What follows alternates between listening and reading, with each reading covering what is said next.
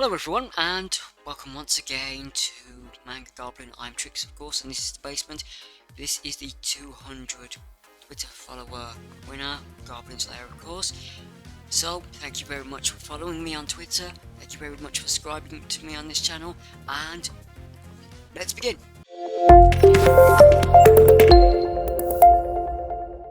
Goblin Slayer is a light novel series by Kumo Kagyu and illustrated by Katanuki Kabaru. The manga is serialized in the Big Gangan magazine and by Yen Press in English. It was bought for serialization by Yen Press a month before the first chapter ever debuted in May. Following that purchase, in June it began simultaneous releases in Japanese and English by Square Enix Big Gangan magazine in Japanese and by Yen Press in the English. Goblin Slayer is a sort of D&D party adventure with dynamics from lots of other places, mainly roleplay games, but also things like Dragon's Quest or Dragon's Crown or the Golden Axe even. There are slight inklings of other sort of sword and sorcery, sword and board type adventures. Goblin Slayer is rather nameless survivor of a goblin attack who is trained by a rare sorcerer by the name of Burglar. Burglar is quite insane and seeks to destroy every single goblin for some reason. Goblin Slayer is also known by a few names by different races. He's known as Orcbold by the elves, Beardcutter by the dwarves, and in towns he's also known as the Frontier's Kindest, which is rather strange because he doesn't say much of anything.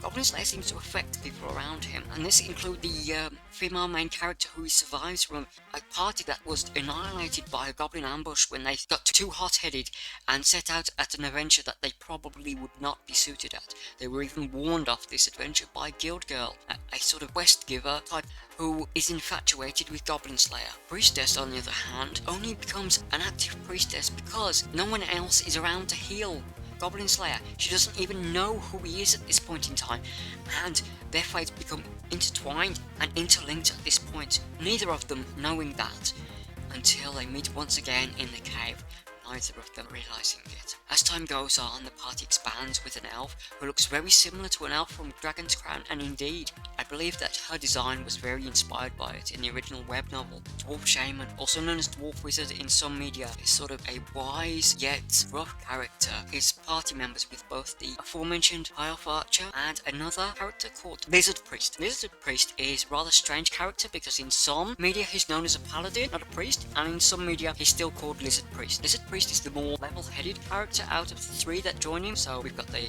Dwarf Shaman, we've got the High Elf Archer, and the Lizard Priest. The Lizard Priest is the more stable one, and the Elf and the Dwarf play on the seemingly animosity between elves and dwarves that seems to be very common in D&D type of things. Moving on, we have other characters that dot the landscape of the Goblin Slayer universe. These include Spear Guy, who was basically a lancer from another game. I'm not 100% sure on what game that is, and I can't find what game it is because nowhere seems to have it in English. However, I do know he's known as Lancer on certain forums, not Spear. Heavy Swordsman is basically based on Guts.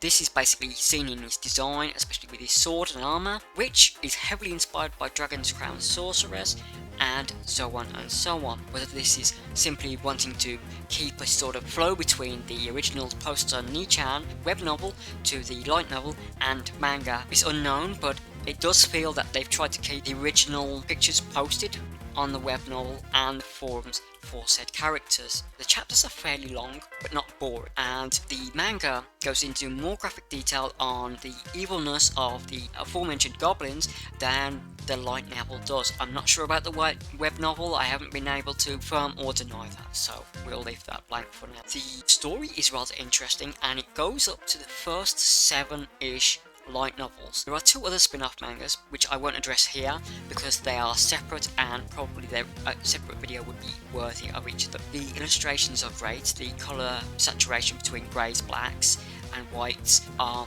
fantastic and portray the world in such a visceral level that goblins are evil by look and characters that are noble by look and characters that are sinister by look. The artwork, as I said, is wonderfully done by Kyosuke and consistent, you know who chapter characters are, and it's not too much of a distraction of taking Habaru's design of the characters. It just puts them in a new style, and yet keeps the flavour of all of them. Priestess is still recognisable, Dwarf Shaman is still recognisable, everyone is still recognisable for who they are. That is rather unique and is rather special. One final character to address is Cowgirl. Cowgirl is the other survivor, kind of, from the village that her and Goblin Slayer grew up in. She goes to her uncle's farm to help with a birthing of a cow, I believe, and that's how she survives, whereas Goblin Slayer, as a child, basically hides away. And so, a score. Goblin Slayer is extremely inspired by D&D and other sorts of pen and paper RPGs, as I've mentioned, so therefore this review is probably biased because of my love for that type of thing. A neutral score would be about 2.5, and that's because the manga heavily relies on the tropes such as goblins being evil all the time, and basically, even though it's a new situation, Goblin Slayer's plans involve a lot of collateral damage, and even though people tell him not to, he still finds a way around that by saying, well, I didn't use water, fire, or poison. Characters are basically taken from other places and just inserted into a new adventure, so that's why the 2.5 score. However, because I like Goblin Slayer, because I am a massive fan of the source materials that the characters are derived from, I would give it about 4 out of 5. 4 out of 5 screaming teacups. Lastly, this is a code for the 300 follower quiz. It's Priestess. That's the first code word for the 300 followers. There is going to be a second code word in another video this week, so if you get the 2 code words, you can enter the competition. Okay, thank you very much for everyone's time. I hope you had a nice time, and bye.